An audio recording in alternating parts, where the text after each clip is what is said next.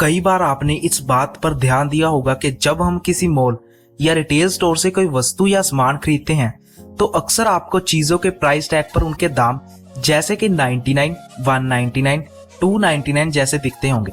मतलब कि उनके अंत में 99 लगा होता है। क्या आप जानते हैं कि इसमें 1 रुपए का अंतर ही क्यों होता है? 1 रुपए लेकर या ना लेकर किसे फायदा या नुकसान होता है? दुकानदार आखिर सामान की कीमत को 1 रुपए कम करके ही क्यों बेचता है? ये सभी सवाल आपके मन में भी कभी उठे होंगे। नमस्कार दोस्तों, क्रेजी फॉर वर्ल्ड की इस दुनिया में आपका स्वागत है। दरअसल आपको बता दें कि किसी मॉल या किसी रिटेल स्टोर में 1 रुपए कम सेट करने से सेलर को 2 बड़े फायदे रहते हैं। पहला ये कि किसी सामान की प्राइस 1 रुपए कम करने पर मनोवैज्ञानिक असर पड़ता है और ग्राहक उस सामान को खरीदने के लिए आकर्षित होता है। जैसे मान लीजिए किसी मॉल में शर्ट का प्राइस टैग 599 है।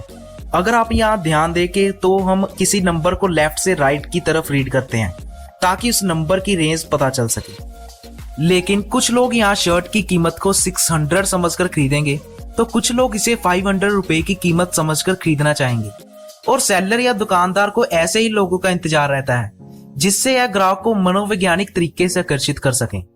दूसरे कारण की बात करें तो 1 रुपए कम प्राइस सेट करने से सेलर का ही फायदा होता है, क्योंकि जब हम किसी 1 रुपए कम वाली यानी 99 का कोई सामान खरीदते हैं तो ज्यादातर केस में हम 1 रुपए वापस ही नहीं लेते हैं।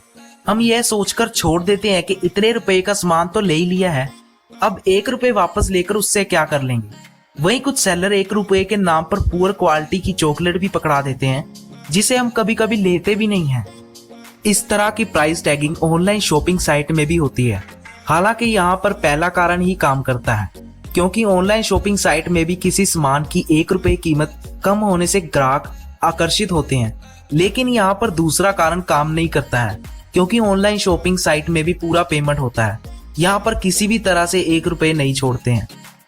तो अब आप जान गए होंगे कि किसी सामान की कीमत 1 रुपए कम क्यों रखी जाती है, और आपको पता चल गया होगा कि 1 रुपए कम होने से ग्राहक का कोई फायदा नहीं होता है, वही सेलर या दुकानदार को इससे 2 बड़े फायदे होते हैं। तो अगर आपको यह वीडियो पसंद आई हो तो इस वीडियो को लाइक करना ना भूलें, और अगर आप हमारे चैनल पर नए हैं तो चैनल को सब्सक्राइब जरूर कर दें। और इसी के साथ अब हम आपको मिलेंगे अपनी अगली वीडियो के साथ। धन्यवाद।